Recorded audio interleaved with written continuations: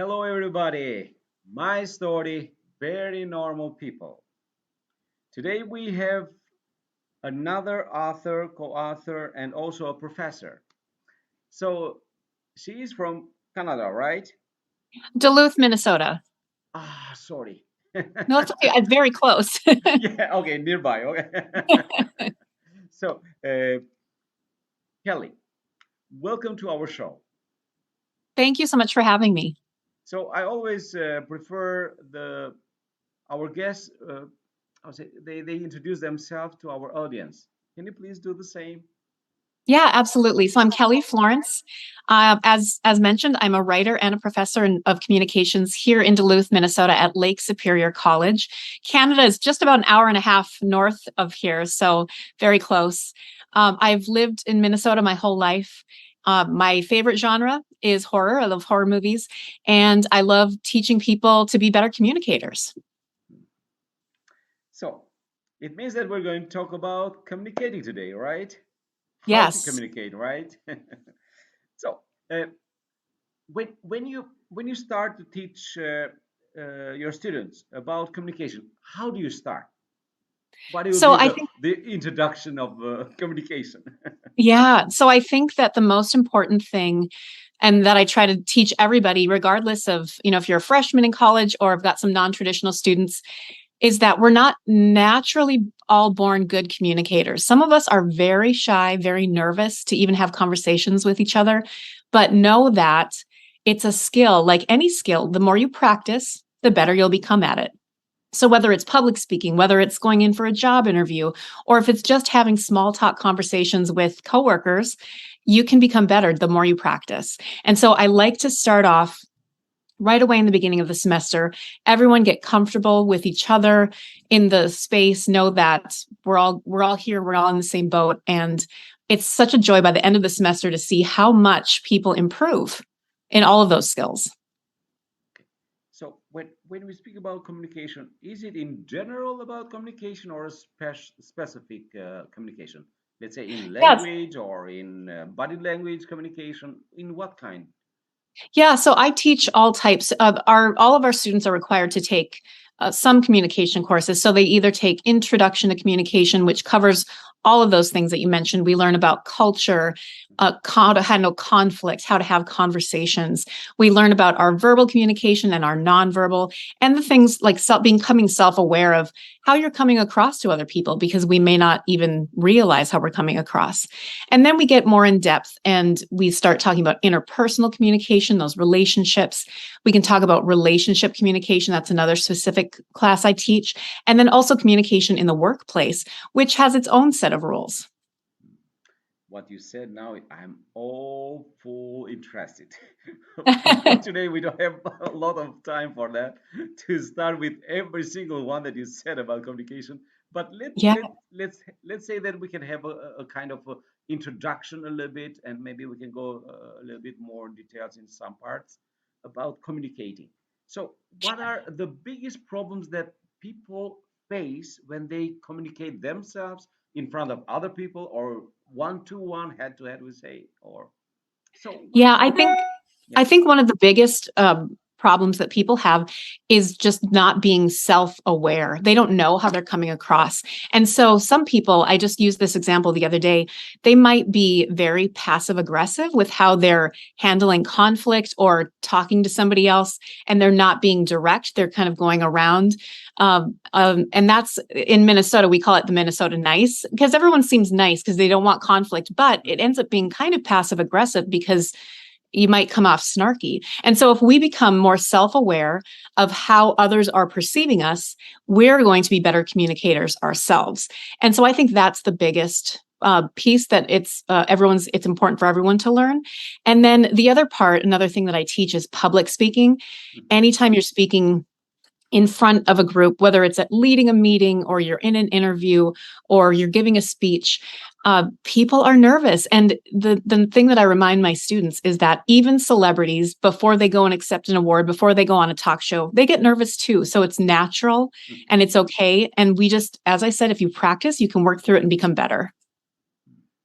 So how much time does a person need to go from a shy communicator or a shy person who doesn't even speaks at all to a perfect one, let's say. Well, I think that would be nice to have a goal of perfection. I don't know that anybody's perfect, but I will tell you from personal experience, I was the most shy kid you would ever meet.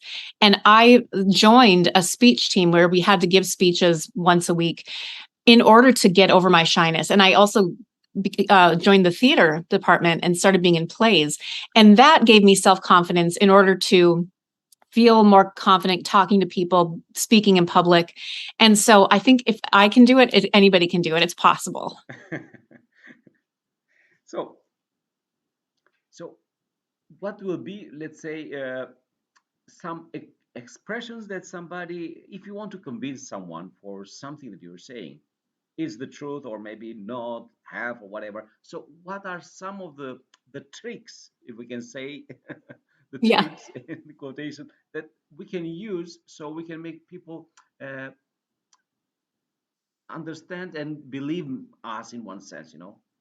Yes. So a section that I teach in my communication courses is about persuasion.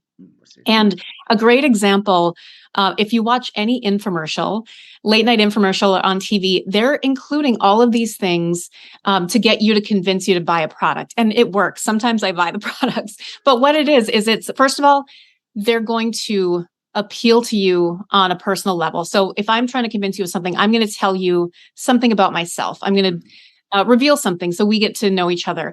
Then I'm going to talk about the problem or whatever it is that I want to convince you about. I'm going to give you facts and back up that information with examples. And then I'm going to sell it to you or convince you by ending with a call to action saying, this is what I need you to do. Here's the number to call to buy that product, or this is why you should vote for me for this office, whatever it may be. So that personal appeal, backing it up with stories, facts, information, and then um, going for an ask at the end. Hmm, that's a good one. That's a very good one. So I have to test it myself. Yeah, But it is successful, as you say, so it's okay. right. It's not my skills, it's just okay, just following the. Right. So, uh, what about one of the biggest problems that I've noticed is that people they argue a lot with one another, and the thing is that they don't find a common ground, or they they still keep that. You know, they don't go in another level. Right. When we talk about conflict, something that, again, coming from Minnesota, I'm from a Scandinavian background, and we tend to avoid conflict because you don't want to, raise your voice or get into a shouting match with anybody, and so a lot of people tend to just step away and not want to talk about it at all. But what we really want to strive to do to be better communicators, you're not communicating if you're not talking.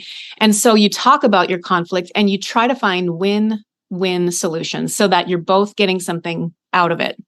Um, an example, I'll use a trivial example. If you were deciding where to go eat for lunch, an aggressive person would say, well, we're going to this restaurant or I'm not going at all. Well, that's going to cause up some conflict. A passive person would say, well, we'll go wherever you want to go. I don't care. Mhm. If you're being assertive and you're standing up for yourself, you're either going to find a place that you both want to go, that's win-win, or you can compromise. And so you'll say, okay, we'll go to your restaurant today, we'll go to mine tomorrow. And so talking about it, laying out your options, knowing and making sure that you're not, again, raising your voice. Some people were raised to yell when they're in conflict, but it's better to talk it out. So, sorry.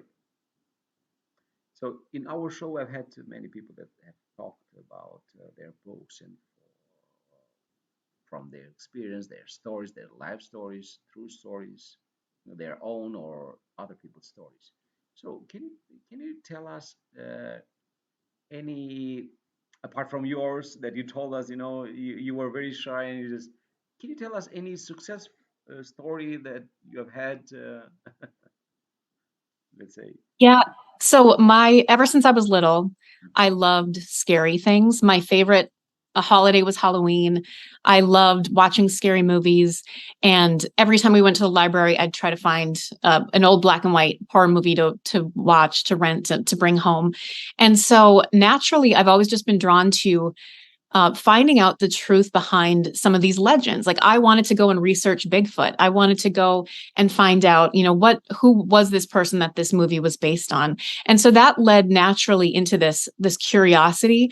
And so by watching these movies and television shows or reading books, we found out, my co-author and I, that so many of these stories are based on real science and fact.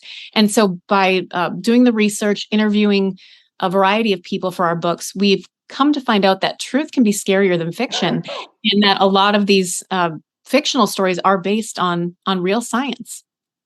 Hmm.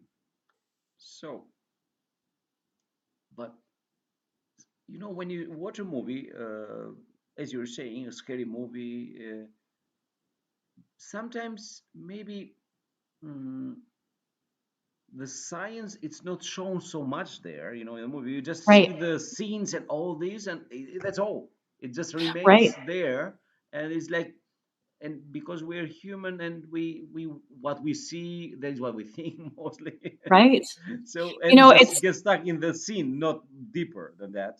Right. And it's interesting. The example that I like to use is that A Nightmare on Elm Street, Freddy Krueger. Everybody knows him. He's got that hand with the blades, the glove, Mhm. and you think, well, that's just a scary, silly villain. But Wes Craven, he actually based it on this article that he read in the 80s. Hmong immigrants were fleeing Laos after the Vietnam War, and a large number of them were dying in their sleep. They thought it was because of what they called the dacha, a sleep demon from their culture, but medical experts concluded that it was a combination of sudden unexplained nocturnal death syndrome and cardiac arrhythmia. And so it was a sleep paralysis, and then they were actually dying in their sleep. And so Wes Craven said, okay, what if there really was like a sleep demon that came and killed people at night? And so it's based on this real medical condition and a part of history that, people don't know. Uh, when uh, I'll just stick with the communication and I'll make everything with Yeah, yeah. communication in the end, okay? So, do you think everything is communicate? So, what what are the editors or the movies, whatever, or the books are trying to communicate through the scareness to people, to readers, or to the audience? What is Yeah, it? something I've discovered, and I think, when people ask why I like the genre of horror, I think it's because it makes me feel something that I don't feel necessarily with other genres. I get to feel scared, but in a safe way. And also, the other thing that we've discovered is that horror really teaches people empathy in a way, because you're either reading about a character or you're watching them on the screen, and you're seeing how they would react to these extreme situations, and you put yourself in that position. You're like, okay, if I was here, this is what I would do. And that's why you get people yelling at the screen, don't go down there. I would never go in the basement, whatever it may be. But you empathize, and you are experiencing things that you wouldn't necessarily ever experience, but in a safe way. Hmm, that's a good one. Uh, does it has to do with the age of the person who watches the movie, let's say, or reads the book, or is it the same reaction to all of them? That's the I empathy, feel let's like, say. yeah, I think it's pretty universal depending on, your personality and everything. But I think, all age ranges. Something that we've done in our podcast called Horror Rewind is we go back and we watch those movies that we loved or we were really scared of when we were a kid, and we see how it compares to, now that we're adults. Was it that scary? Is it scarier? Sometimes movies are even scarier because we get the context more, or, now we're parents, and so we understand it from that viewpoint more. And so I think it's a genre that it can change with you, and your perspective changes as you get older. Okay, I think it's more than enough about scary things. Let's go back Okay. for another kind of communication. Okay. So when people communicate love to other people. So how does it happen? Just by words, by action? How?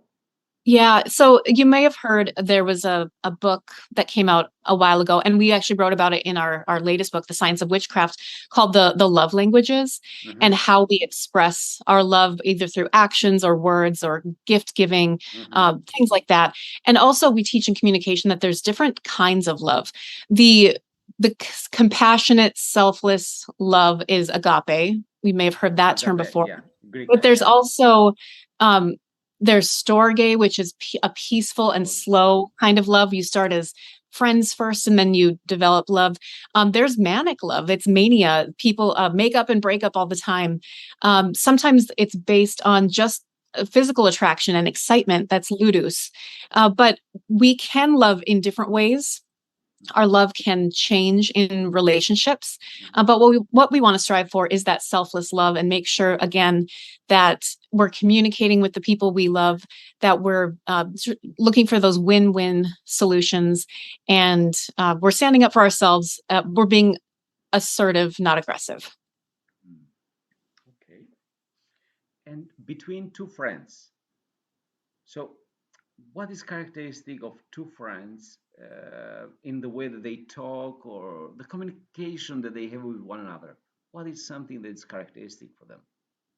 It's interesting. The longer the studies have shown, the longer people are together, the longer they know each other, the easier it is to communicate, because you all of a sudden kind of share a shorthand or a similar language.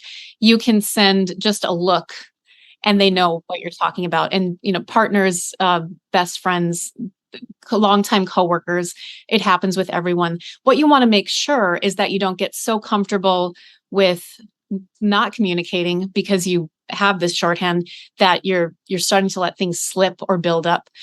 In communication, we call it gunny sacking. It's like you put everything in the gunny sack and then you bring it up 6 months later. That's Oh, not healthy. So just make sure that you keep those lines of communication open. mm. Sometimes it's more than 6 months, it's 6 years. Yeah. And if it's in the family, oh, you remember when I was 5 years old, what he did to me. Yep. Yeah, exactly. That gunny sack is pretty big by that point. Yeah. So, for the sake of the time, I think maybe uh, we can stop a little bit here, but I will be very interesting. I mean, not just me, but also for our viewers to have another talk with you about communicating and also what you have. But before we go to that, and before we say goodbye to one another and our good words in the end, so uh, what what will be your advices that you can give to our audience if they want to be good communicators in different levels of life? Yeah, I think an important thing that we can all do is, as I mentioned, be curious. If you're having a conversation with someone, actually pay attention and really listen to them. Pay attention and ask questions and be curious about them, even if it's something that you may not be interested in. Maybe they're talking about a sport that you know nothing about and you're not interested. Be curious, find out about it, because that genuine connection, that genuine honesty and curiousness is going to bring everybody closer, regardless of what you're talking about. Thank you very much, Kelly. And please, can you tell us a little bit where our audience can find you and your books and something more about that? Sure. So I've got a couple of websites. My name, kellyflorence.com. I'm also on Mhm. social media under Kelly Florence. And then our podcast is Horror Rewind. And we have a website, and you can find us wherever you listen to your podcasts. And our books are available wherever books are sold. Thank you very much. It was an honor to have you in our show, and we hope to see you soon. Thank you so much. Nice to meet you.